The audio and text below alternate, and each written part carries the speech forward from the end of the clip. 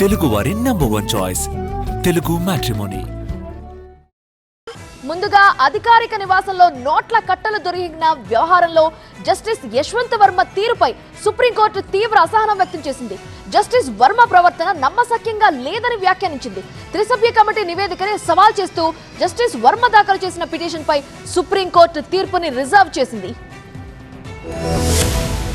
Allahabad high court judge Yashwant Varma petition పై సుప్రీంకోర్టులో వాడివేడి వాదనలు జరిగాయి. తన ఇంట్లో నోట్ల కట్టలు దొరికిన కేసులో త్రిసభ్య విచారణ కమిటీ ఇచ్చిన నివేదికను సవాల్ చేస్తూ జస్టిస్ యశ్వంత్ వర్మ దాఖలు చేసిన పిటిషన్ పై తీర్పును సుప్రీంకోర్టు రిజర్వ్ చేసింది. న్యాయపరమైన తప్పులు జరిగినప్పుడు దానిపై చర్య తీసుకునే హక్కు భారత ప్రధాన న్యాయమూర్తికి ఉందని జస్టిస్ దత్తా స్పష్టం చేశారు. జస్టిస్ వర్మ ప్రవర్తనపై కూడా ధర్మాసనం కీలక వ్యాఖ్యలు చేసింది. జస్టిస్ వర్మ ప్రవర్తన నమ్మశక్యంగా లేదని వ్యాఖ్యానించింది. విచారణ ప్యానెల్ సిఫార్సు రాజ్యాంగ విరుద్ధమని భావిస్తే విచారణ కమిటీ ముందుకు జస్టిస్ వర్మ ఎందుకు హాజరయ్యారని, దీనిపై ఆయన ముందే సవాలు చేసి ఉండాల్సిందే కదా అని సుప్రీంకోర్టు అసహనం వ్యక్తం చేసింది. జస్టిస్ వర్మను తొలగించాలంటూ విచారణ కమిటీ సిఫార్సు చేయడం రాజ్యాంగ విరుద్ధమని కపిల్ సిబల్ వాదనలు వినిపించారు. ఈ తరహాలో అతన్ని తొలగించడం ప్రమాదకరమైన ఉదాహరణ కావచ్చని అన్నారు. కేసుకు సంబంధించి ఒక టేప్ అప్పటికే విడుదలై తన క్లయింట్ రెప్యుటేషన్ దెబ్బతిన్నందున ఆయన ప్యానెల్ ను గతంలో సవాలు చేయలేదని వివరణ ఇచ్చారు. జస్టిస్ వర్మపై ఎఫ్ఐఆర్ రిజిస్ట్రేషన్ కు అనుమతించాలని అడ్వకేట్ మాథ్యూస్ చేసిన విజ్ఞప్తిపై ధర్మాసనం మండిపడింది. కోర్టును ఎఫ్ఐఆర్ కు అనుమతించమని కోరడానికి ముందు పోలీస్ స్టేషన్ లో ఫిర్యాదు చేశారా అని దీపంకర్ దత్తా ప్రశ్నించారు. జస్టిస్ వర్మ పిటిషన్ ధర్మాసనం రిజర్వ్ చేసింది. ఎఫ్ఐఆర్ నమోదు కోరుతూ నెడుంపరా వేసిన మరో పిటిషన్ పై కూడా ఆదేశాలను రిజర్వ్ చేసింది.